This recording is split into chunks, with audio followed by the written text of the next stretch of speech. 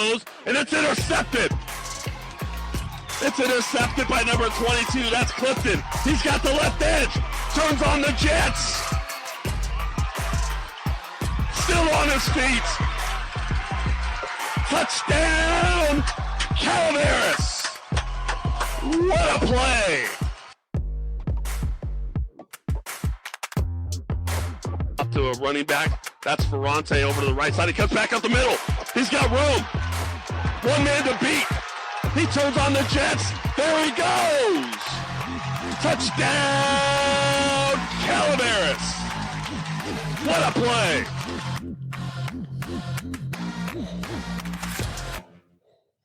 Welcome, everyone, and thank you for tuning in to Let's Talk Football with Coach Val. I'm your host, Gil Valtierra, the voice of Calaveras football. It's Friday night, game night, and your Calaveras Redhawks are back at home to take on the Bret Harte Bullfrogs in the first bell game in a couple of years. My guest is none other than head varsity football coach at Calaveras High, Coach Manny Mosa.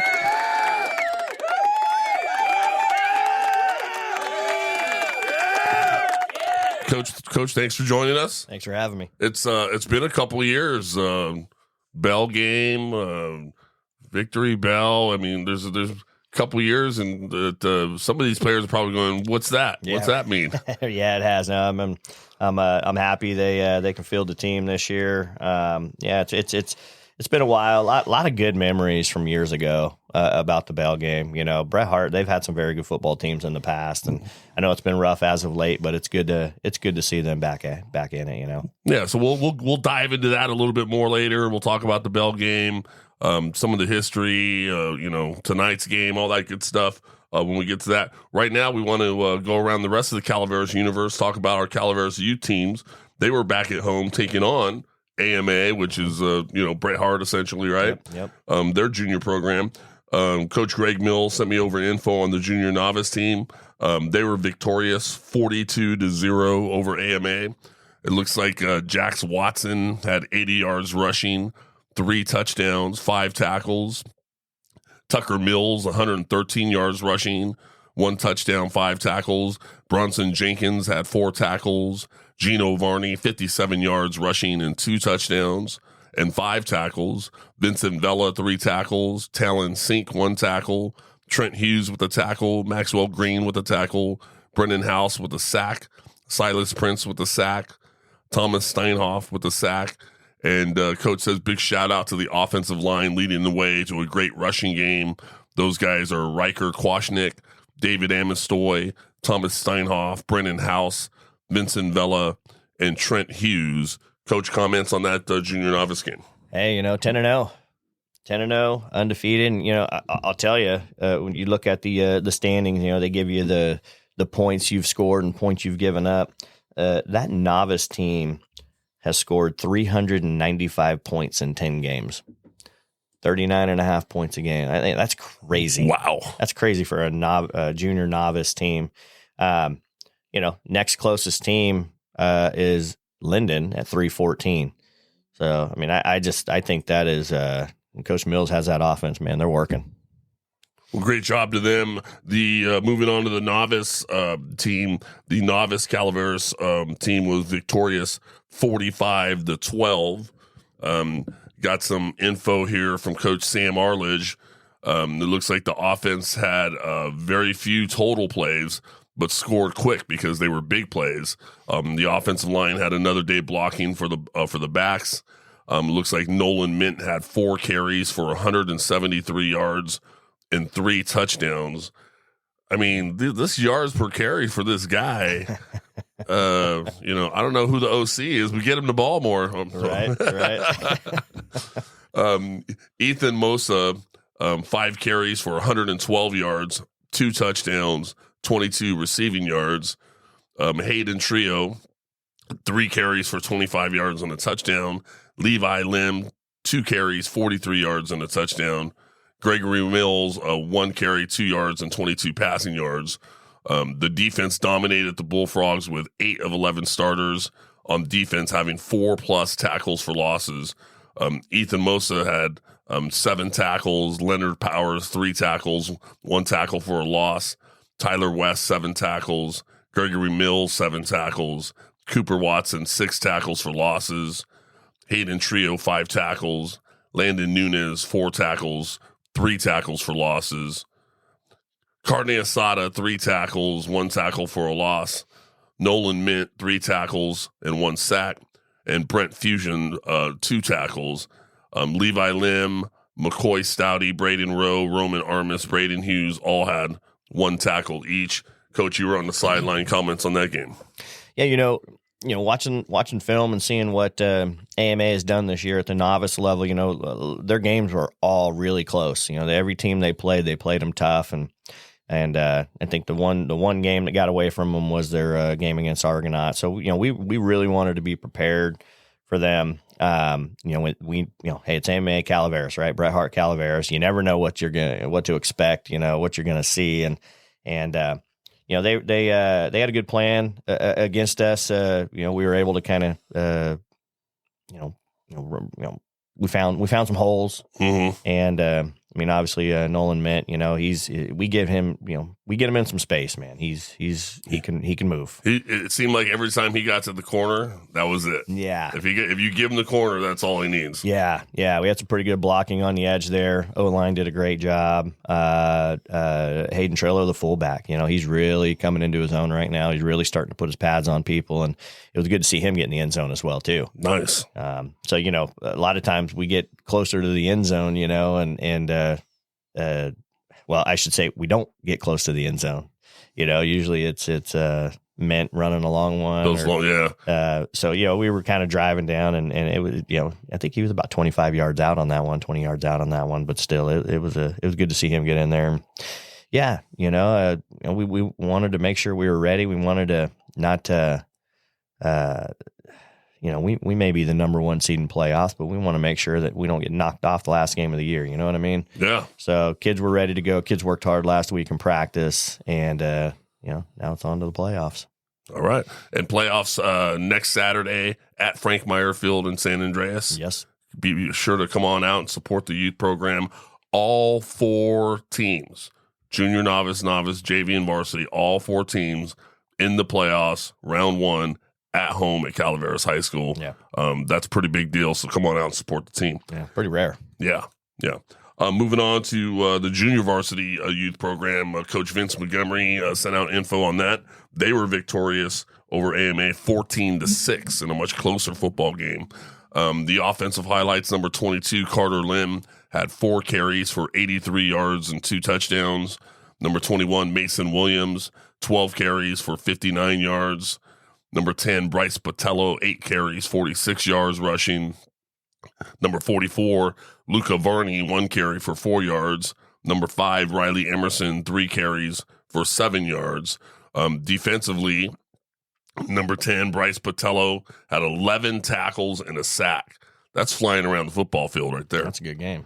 Number 8, Daniel Steinoff, also had 11 tackles. Great job, Steinoff, number 8. Number 86, Dion Willingham, 5 tackles. Number 44, Luca Varney, 6 tackles.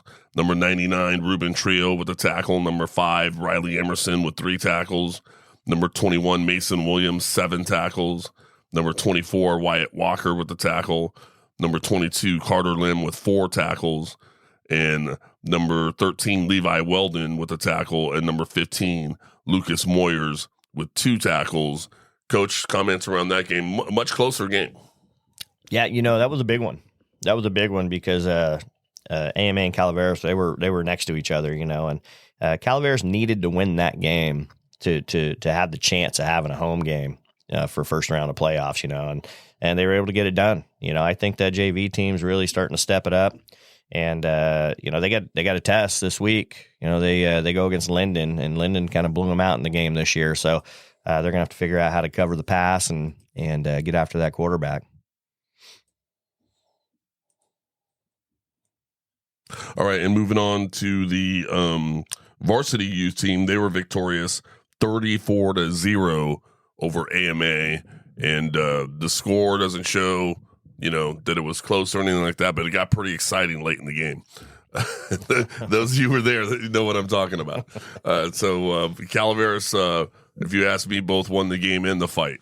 Anyways, 34-0 offensively. Jamison Atkins had a 40-yard touchdown and a 20-yard touchdown.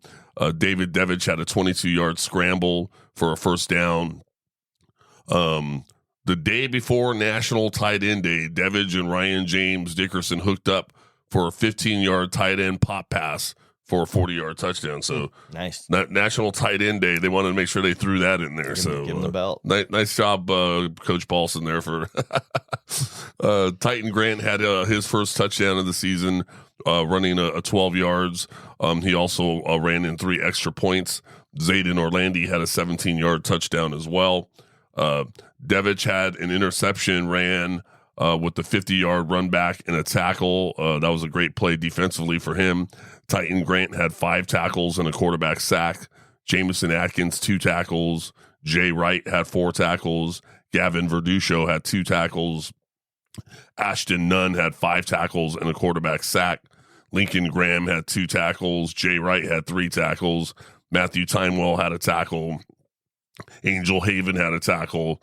Austin Locke killed it on defense. He had 12 tackles and a quarterback sack, 2 forced fumbles, and a strip ball right out of a runner's hands for a fumble, which led to another turnover. So congrats to the varsity team winning 34-0 there. Comments on that game, Coach? Yeah, they're firing on all cylinders, man, and it's perfect timing. Perfect timing. They're more balanced, right now than they have been and than they were at the beginning of the year. Devich is throwing the ball really well. Receivers are catching it. I think they're doing what they need to do, man. They're going to make a run for this thing. Yeah, they're a very good, solid football team with a lot of talent on both sides of the ball. I mentioned earlier I thought they won both the game and the fight. I was announcing the game there on the PA at home, and late in the game, Bret Harte started jumping off sides on purpose and blowing up the center and started kind of getting into some unsportsmanlike conducts. And finally it got to the point where, at some point the boiling water starts to overflow, and Calaveras responded, and they responded in kind. And so they had to kind of stop the game there for a little while, get things under control. But luckily they did. And then they finished the game with Calaveras being victorious 34-0. One thing I'll say is, you get stupid shit like that happens quite often in games like that, and that's exactly what it is. And especially when coaches are encouraging it, it's just BS. Right. Sometimes you get your butt kicked, or sometimes you're the fly, sometimes you're the windshield. Right. Right. It is what it is. And I don't know. One thing I'll say is I felt like the Calaveras players did a good job of not ruining their season, not getting kicked out for the next game. Right. Maintain your composure, get away from it, walk away. That's always something you have to think about when the other team doesn't have anything to lose. They're done. Yeah. They're 8th graders. They move on. They don't get kicked out of the next game because they don't have a next game. Right. So sometimes they could just be baiting you. And Exactly. Yeah. Exactly. Conversation we've had at the high school level this week. Right. Moving on to the high school. That's a great segue, Coach. The Calaveras junior varsity team at the high school was at Linden High School, and they fell to Linden 15-6 in a pretty close football game there. And then, so good job to the junior Coach Tapia and the whole JV staff there. 15-6, Linden over Calaveras. At the high school varsity game, final score, Linden 59-7 over Calaveras. The stats on that game, Curran, the quarterback, was 6 for 13, 85 yards, and a touchdown pass. That touchdown pass was to Ortega. He had that one catch. It was a 30-yard reception for a touchdown. That was a great play. Ferrante was 2 catches for 14 yards receiving. Rushing, he was 7 for 19 yards rushing. Clifton, 2 catches for 15 yards receiving, 5 carries for 2 yards rushing. Paulson, 1 for 7 yards rushing. Ayala, 1 catch for 26 yards receiving, 2 carries for a negative 1 yard rushing. Smith, 2 carries for 4 yards rushing, and Spur, 6 carries for 2 yards rushing. Not a game that you would say, let's pick out some highlight reels to make for your highlight tape, is it, Coach? I'm kind of wondering why you even wasted the time to give those statistics. It was a rough game for us, man. Very rough game. Not very happy about it. A lot of things to improve. We played a real good football team, and they owned us. Well, it's like you said. You just said it a few minutes ago with the youth program, and I think Coach Anderson used to say it all the time. And use a whole bunch of different analogies, but sometimes you're the hammer, sometimes you're the nail, right? So it's like Linden is the real deal. They're a great football team. They've got athletes everywhere. They're big, they're strong, they fly around, they could throw the ball. Defensively, they were big up front, and they're able to stop the run. And if you got a team that could stop the run and then do what they want offensively, that's a team that's going to go far. Yeah, agreed. And give the coaches over there some credit. They had a great plan against us. We just couldn't do a single thing. And then when you can't move the ball on offense, you can't keep the ball. You keep giving their offense the football, they're going to put up points like they did. Yeah. And you can't do that. You can't give them the ball as many times as we did. You can't not chew up any time off the clock. We did about everything we could possibly do wrong. Right. And they capitalized off of it. Just week started off somber. Guys were a little beat up and mentally and physically, we weren't as good of a football team as we thought we were. I do still think we're a good football team, but we're going to have to figure out a way to be able to move the ball against good football teams like that. Right. Defensively, I felt like we were really close defensively. Is even though the score shows what it shows, we weren't far away. Couple of play here, play there, tackle, missed a lot of tackles. Mm-hmm. That was probably one of the most disappointing things defensively for us was how many tackles we missed. We're usually a good tackling football team, and we didn't tackle very well at all. Right. Well, I mean, congratulations. Hats off to Coach Meskoff and his staff over there. Like you said, they've done a fabulous job. They've made it clear to the rest of the Motherlode League that they're the team to beat if you want to win the Motherlode League championship. I'm sure Somerville and Coach Leveroux saw that score and went, oh, boy. Yeah. And so, as you'll see later when we go from around the league, Linden plays Somerville. And we've been talking all year that, Linden, Somerville, Calaveras, top 3 teams in the league. Well, Linden handles Calaveras, and now they go to Somerville. So that'll be an interesting game, too, as far as how Somerville does against them as well. And so, again, it is what it is. Yeah. The game, it's there. And to me, I've been coaching a long time. You've been coaching a long time. One of the beauties about the game of football to me, short memory. You got to move on. You got to turn the page because you can't dwell on what happened last week because you already got a new opponent in front of you this week and you got to start to focus again. And so football teaches you to compartmentalize and turn that page and move forward. And speaking of moving forward, we're going to move forward to hear from one of my sponsors. And when we get back, we're going to talk a little bit about the Bret Harte game. And we got a little bit of maybe a Bret Harte victory bell story for you guys. We'll be right back. Ready to transform your backyard into an outdoor paradise? Look no further than the Paver Company, specializing in hardscaping, landscaping, outdoor living spaces, turf, decking, and more. They are your one-stop shop for all your yard upgrade needs. As a family-owned and operated business with over 25 years' experience, the Paver Company takes pride in their top-notch craftsmanship. Get started today with a free estimate and custom design. Make your yard the envy of the neighborhood.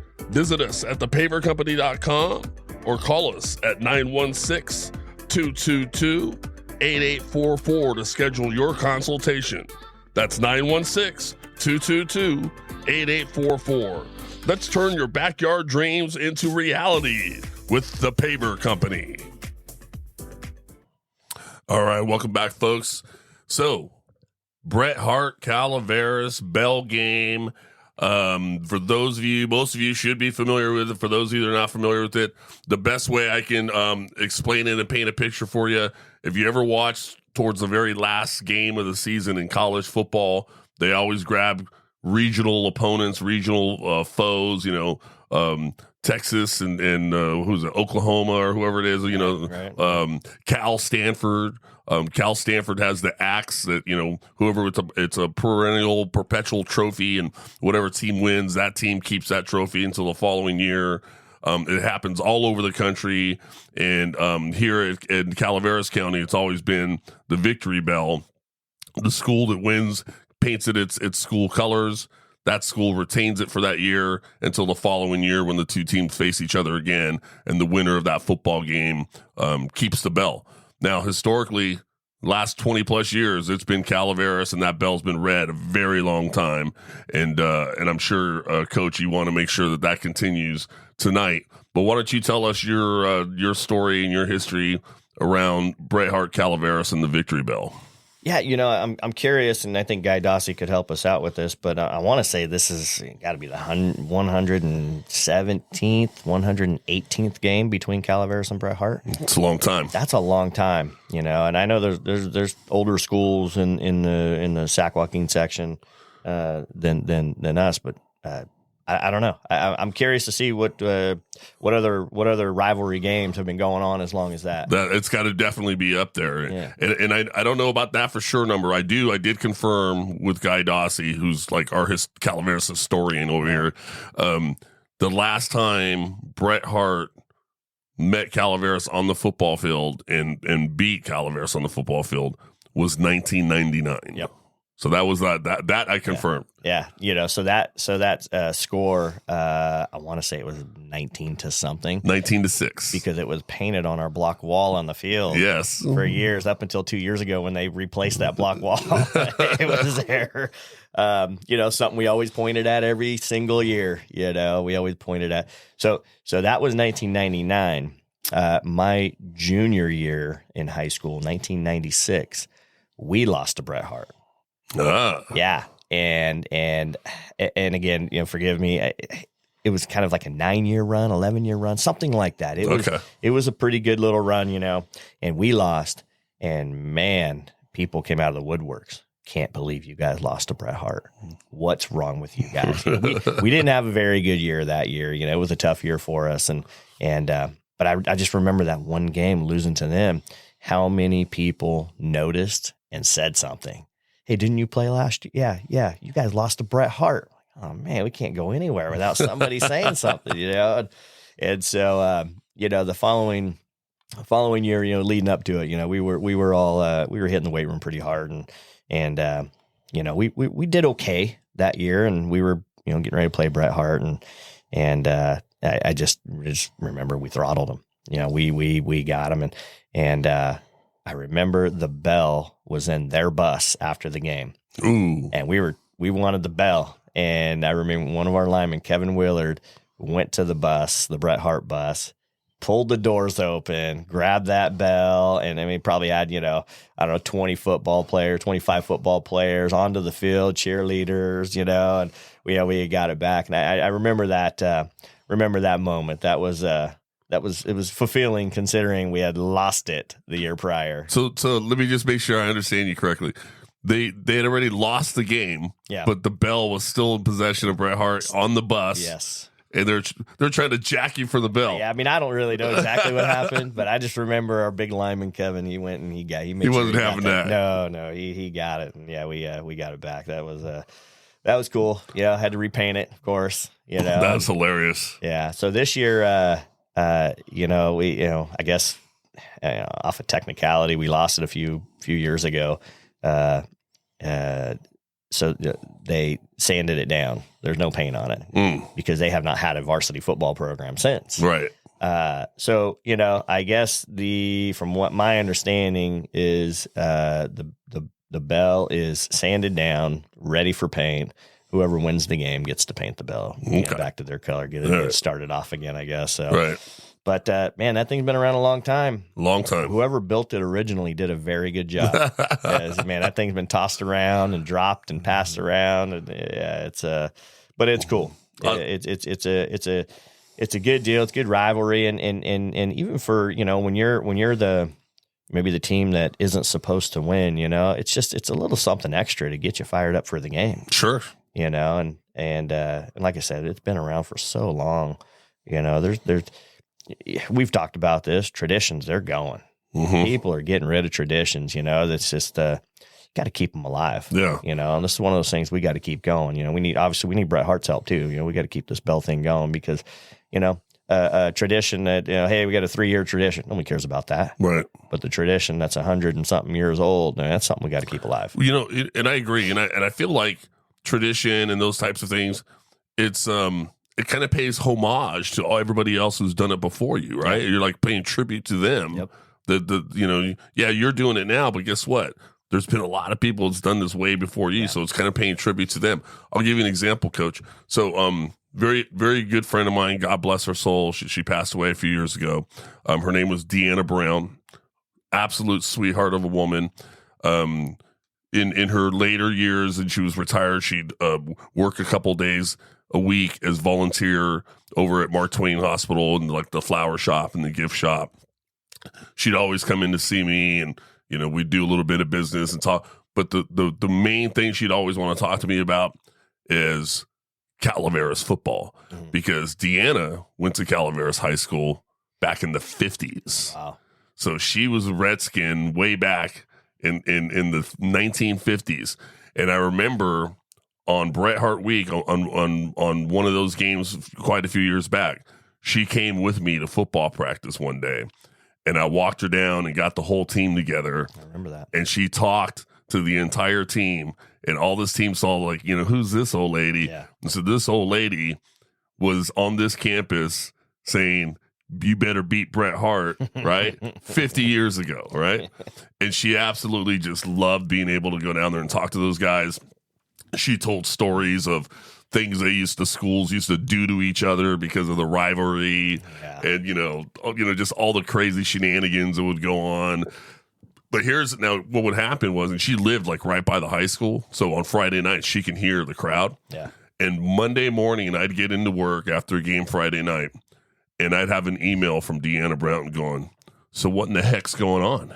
What was the score? And and she wanted updates, and she would always end her email with, no matter what it was, what's going on with this, and ask all these questions. She would always end the email with, well, you better just make sure you beat Bret Harte. Every time. I know, I love it, man. It was absolutely awesome. So it's just an example of the history of the rivalry, the local community, how important it is for them, and how fun it is for them. Yeah. And it's just something special to be able to see and for it to continue going. Yeah.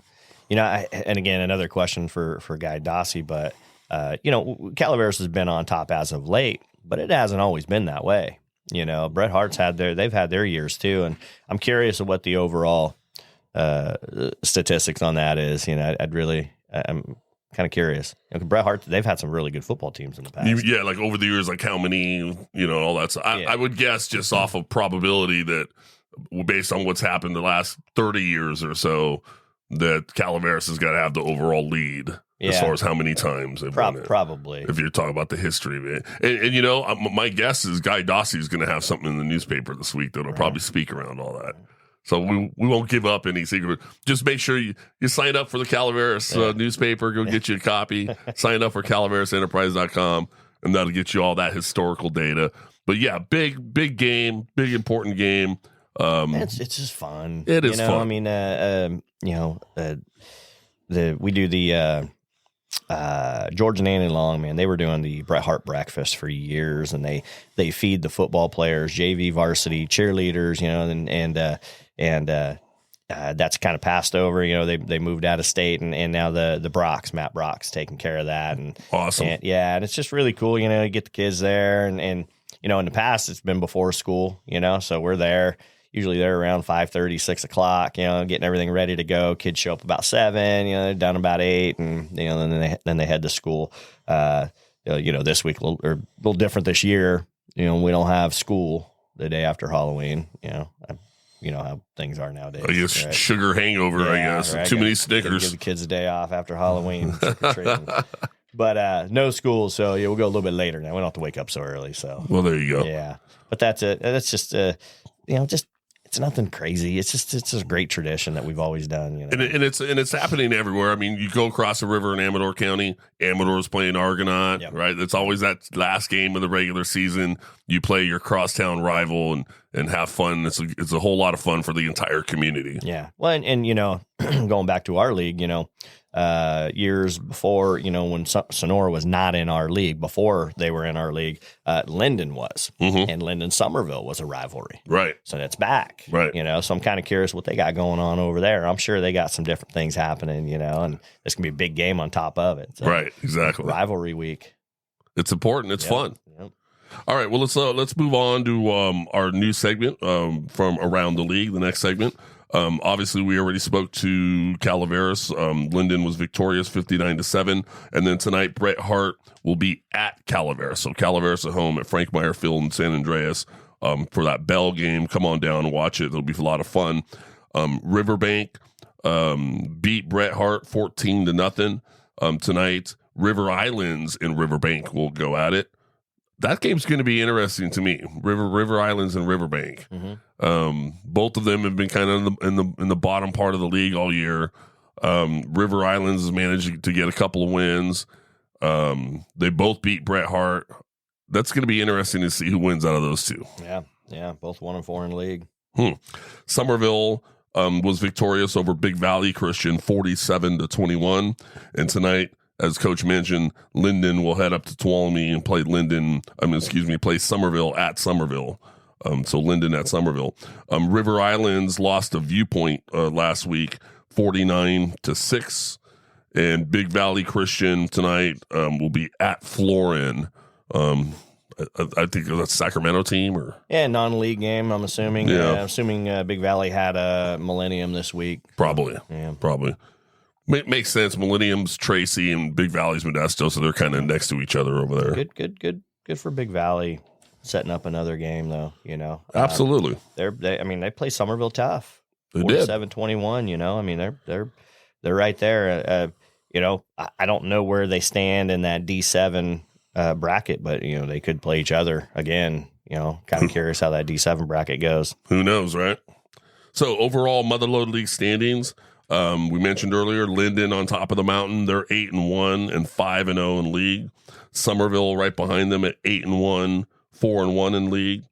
Calaveras in the third spot, 7-2, 4-1 in league. Big Valley Christian 5-4, 3-3 in league. River Islands 2-7, 1-4 in league. Riverbank 5-4, 1-4 in league. And Bret Harte 0-8. 0-5 in league. Once again, I want to say thanks to Guy Dossie, the sports editor of the Calaveras Enterprise and the CalaverasEnterprise.com for all his help with statistics. Other games in our surrounding area. Argonaut lost to Bradshaw Christian 60-0. Tonight, across the river there in Amador County, the big game, Argonaut at Amador. So that's always fun. The Jackson-Sutter Creek battle there. Amador last week fell to El Dorado 38-15. And then, of course, tonight they'll play host to Argonaut in that crosstown rival game. Sonora bounced back against Modesto Christian 64-0. And then tonight, Sonora heads to the road to play Ripon Christian at Ripon Christian. They don't have good vibes when they go down to Ripon from the last time they were down to Ripon, right? So it was like, I'm wondering if they're like, hey, we need to make some amends here on that one. Any comments on any of those games, Coach? I mean, you know, Argo and Amador, it's always a big game. You know, we said it last week. I feel sorry for Modesto Christian after Sonora's loss to Ripon. It looks like they handled them. You know, I think Coach Clifton's got those guys ready to rock. Should be a good game against Ripon Christian, though. Ripon Christian's a good football team, so might even be some playoff implications on the line there. So big games, man. Big games, especially, you know, week 10, that 10th game of the season there, and after that, we wait on the CIF to draw up brackets. I saw the film on that Bradshaw Christian Argonaut game, and Bradshaw, we know they like to run that double wing, that old school stuff that Amador and Argonaut used to run a long time. But that's not all they run. They kind of get in and out of it, sort of like when Calaveras played them a few years back. They'd get in it, they get out of it. Yeah. It seems like they go a little wing tee, then go back into that double wing and kind of get in and out of it. They throw the ball a little bit around it. So they're still kind of all over the place, but this time they're all over the place with some big guys. Yeah. They've got a big line. They've got big receivers. Their quarterback's big. There are a lot of tall guys. So they've been able to have their way with most everybody they've been playing. They're rolling. Yeah. I don't know that they've had I don't think anyone slowed them down. No one. Yeah. So you think Bradshaw, Linden, will they even be in the same section, same division? Yeah. We'll all be in D6. Yeah. So that'll be interesting there. We all. We all. all. You know the plural for y'all. Yeah. All y'all. All right, folks. We'll be right back. Treats General Store in San Andreas, California is a proud sponsor of Calaveras football and the Let's Talk Football with Coach Val podcast. Treats General Store has everything you need from groceries, meat, liquors, and hardware. Treats General Store since 1852.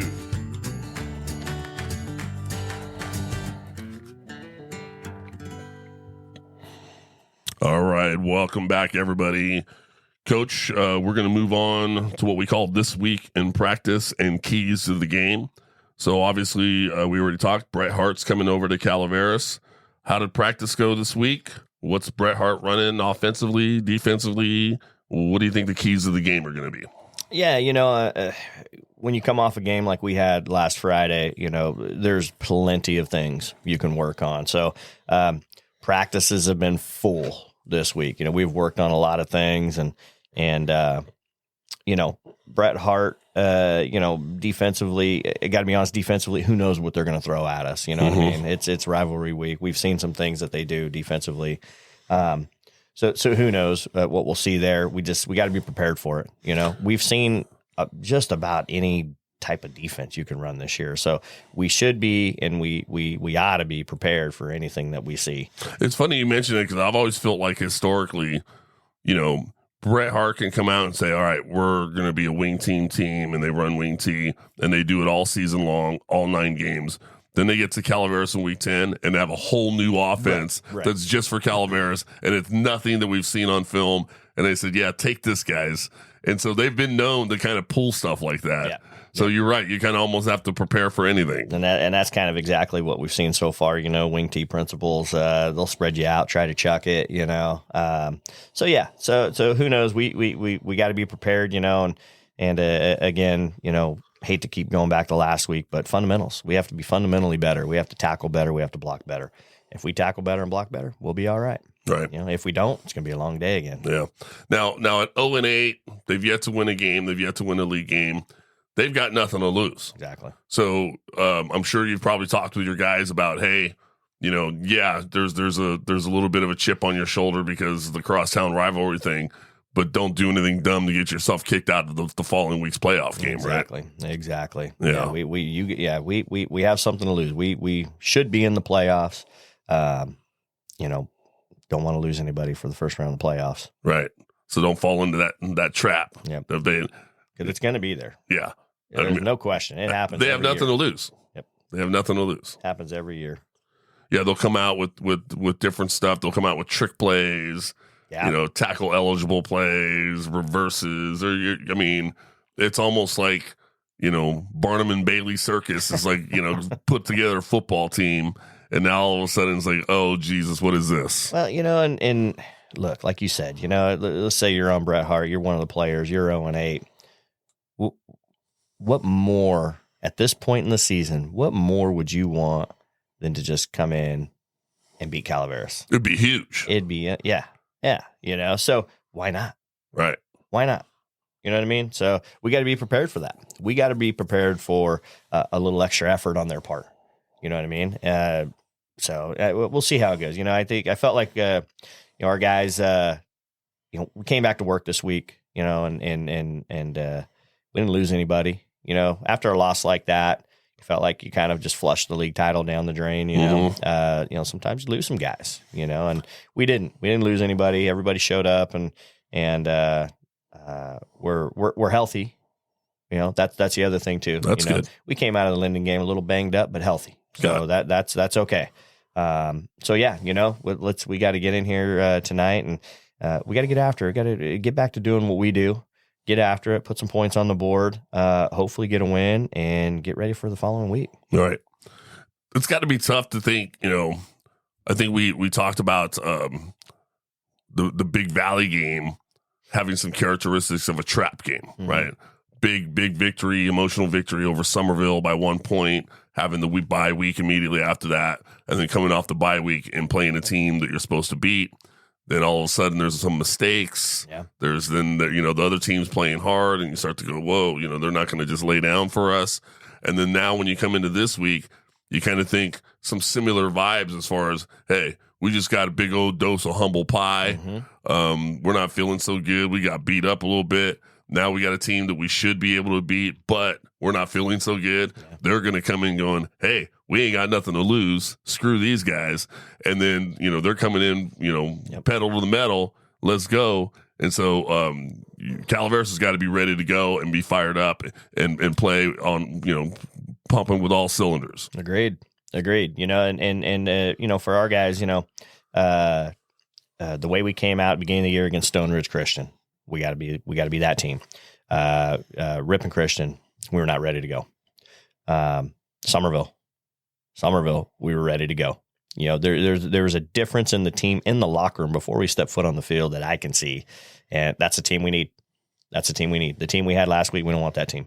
Right. We need the team that we had against the good teams and the big wins. That's the team we need. The team that's ready to rock. So we'll see. We'll see what happens tonight. There you go. Yeah. All right, Coach. Well, before I let the listeners know how to listen to the game tonight, any last words on Bret Harte, Calaveras, keys of the game? No, I think that's it. I think rivalry week. Big game. I know they're 0-8, but like I said, we talked about they're gonna bring it. They're gonna have something in their chest for us. You know what I mean? So, guys got to be ready to go, and I think it'll be it's a fun night. It's at home again. It's nice to have these home games, and then you bet. Yeah, and then Saturday.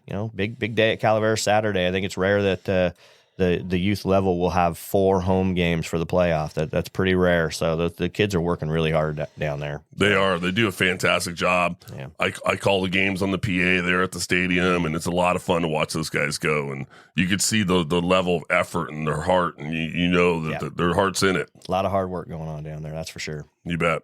All right, folks, so get down to Frank Meyer Field tonight, Calaveras High School, where Calaveras Redhawks play host to the Bret Harte Bullfrogs. In what's been a couple of years in the waiting, the Victory Bell game, Calaveras Bret Harte, the Calaveras cross-county rivals back at it. You could also download the KVGC radio app. Once you download it, hit that oldies button on the bottom right, hit play, and boom, you'll hear me and my partner Greg Stark bringing you all the live play-by-play action. Be sure to tune in and listen. Coach, we're around that time of the show where I got to get a few things that were on my mind today, and I was thinking to myself, man, 20-plus years that Bret Harte hasn't beat Calaveras on the football field, and what are they thinking the week of Calaveras when you have that kind of history? What's in their mind? What's their inner psyche? Like, what are they thinking of? Like random thoughts, or maybe they wake up in the middle of the night with night terrors going, right? And then what's going on? What goes through their mind? And these are some of the things I thought of.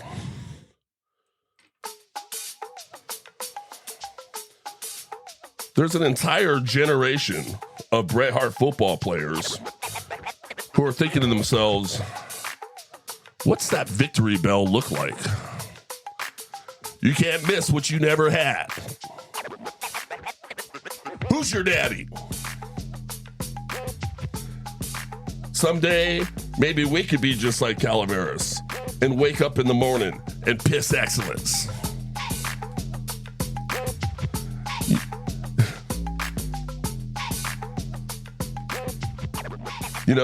There might be something to that phrase.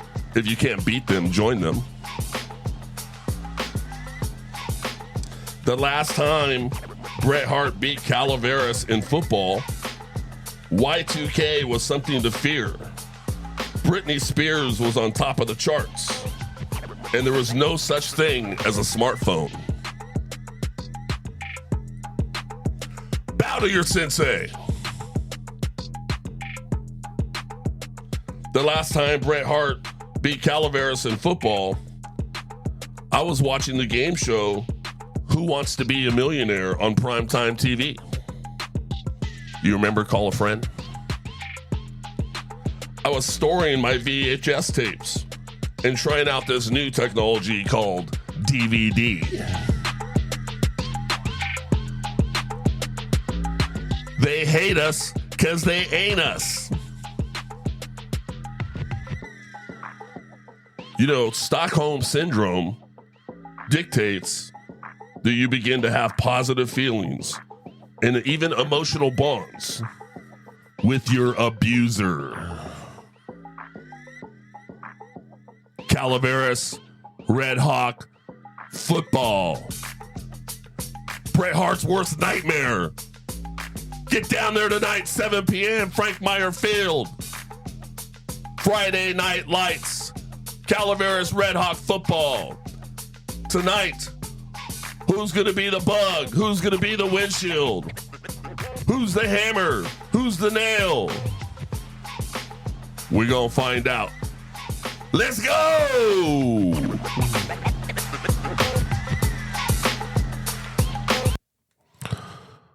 So much better. Coach, wish you the best of luck tonight. Appreciate it. Thanks for being here. Ready to go. All right. Sounds good. Ready to try to get back in that win column, man. There you go. We got to get rid of last week. There you go. I want to thank all of you out there for listening. Thanks to Coach Manny Mosa for taking the time to come out and do this. If you're enjoying the podcast, please follow us on Instagram or Facebook at Let's Talk Football with Coach Val, and be sure to share the page with all your followers and friends. You can now text the show a message under the Send Us a Text Message link in the podcast page you're using. Of course, you can always shoot us an email at gilbertvaltierra@gmail.com. Be sure to tune into the games live every Friday night at 7 p.m. by downloading the KVGC radio app and clicking on the oldies button. You can also listen to brand new episodes of Let's Talk Football with Coach Val every Friday morning to get the latest news, scores, and happenings of the Motherlode League and surrounding area football every week during the football season. Until next time, we are out.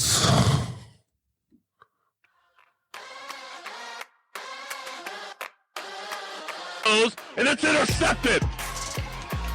It's intercepted by number 22. That's Clifton. He's got the left edge. Turns on the Jets. Still on his feet. Touchdown, Calaveras. What a play. Up to a running back. That's Ferrante over to the right side. He comes back up the middle. He's got room. One man to beat. He turns on the Jets. There he goes. Touchdown, Calaveras. What a play.